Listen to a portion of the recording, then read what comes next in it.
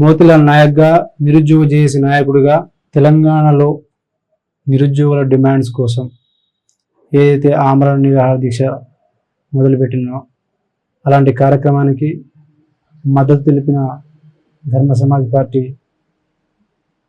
వారికి మన విశారదన్ మహారాజ్ అన్న గారికి ముందుగా హృదయపూర్వక ధన్యవాదాలు తెలుపుతూ, దాంతోపాటు ఆమరణ నిరాహార దీక్ష విరమించిన తర్వాత మేము ప్రకటించినటువంటి మా మిత్రులతో అందరితో కలిసిన తర్వాత తెలంగాణలో 20 లక్షల మంది నిరుద్యోగ మార్చ్ ఒక ట్యాంక్ బండ్ వేదికగా పెట్టుకోవాలని చెప్పేసి మేము ఒకటి అనుకుని, దానికి మద్దతుగా మొదటి అడుగు మేము ధర్మ సమాజ్ పార్టీ అధ్యక్షులు విశారదన్ మహారాజ్ గారికి కలవటం జరిగింది. పూర్తి స్థాయిలో వాళ్ళు మద్దతు తెలుపుతా అని చెప్పేసి, పార్టీ నిరుద్యోగులకు అండగా నిలబడతా అని చెప్పేసి వాళ్ళు మద్దతు తెలపడం జరిగింది.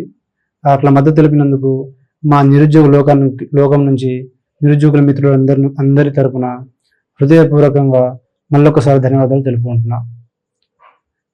మిగతా ఇక్కడ మా ధర్మ సమాజ్ పార్టీ అధ్యక్షులు విశారదన్ మహారాజన్ గారు ఎట్లయితే ముందు అడుగు చేసినారో, ముందుకొచ్చి సపోర్ట్ చేస్తున్నారో, మిగతా సంఘాలు వాళ్ళందరూ కూడా మాకు మద్దతు ఇచ్చి ఈ తెలంగాణలో ఉన్న నిరుద్యోగ సమస్య ఏదైతే ఉందో దీన్ని రాజకీయ సమస్య కాకుండా ఒక సామాజిక సమస్యగా దీనిపై ఒక పోరాటం చేయాల్సిన అవసరం అయితే ఈ గత 70 సంవత్సరాల నుంచి ఇది రాజకీయంగా వాడుకోబడింది.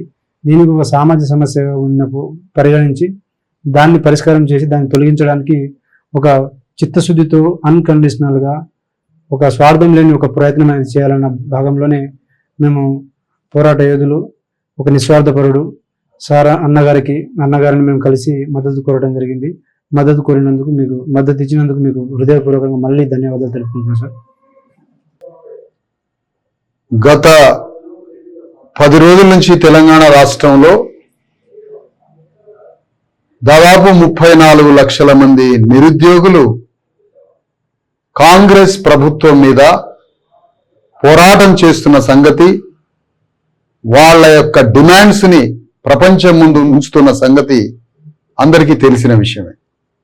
అందులో భాగంగా ఈరోజు ప్రభుత్వాన్ని ఏలుతున్నటువంటి ఈరోజు కాంగ్రెస్ పార్టీ రేవంత్ రెడ్డి ముఖ్యమంత్రి తాను అధికారంలో రావడానికి 34 లక్షల మంది నిరుద్యోగులకి వాగ్దానం ఇవ్వబట్టి ఆ నిరుద్యోగుల యొక్క మద్దతుతో, వాళ్ళ బలంతో ఆ 34 లక్షల మంది నిరుద్యోగుల్లో కూడా 90% మంది బీసీ ఎస్సీ ఎస్టీ విద్యార్థి నిరుద్యోగ లోకంతో అధికారంలోకి వచ్చిన ఈరోజు కాంగ్రెస్ పార్టీ ప్రభుత్వం నిరుద్యోగుల్ని మోసం చేసిన కారణంగా, ఇచ్చిన వాగ్దానాన్ని అమలు చేయని కారణంగా మరి గత 10 రోజుల నుంచి నిరుద్యోగ జేఏసీ తరఫు నుండి నిరుద్యోగుల యొక్క మరి ఉద్యమం నుండి ఉస్మానియా యూనివర్సిటీ నుంచి మోతీలాల్ నిరాహార దీక్ష చేసిన సంగతి మనందరికీ తెలిసిన విషయమే.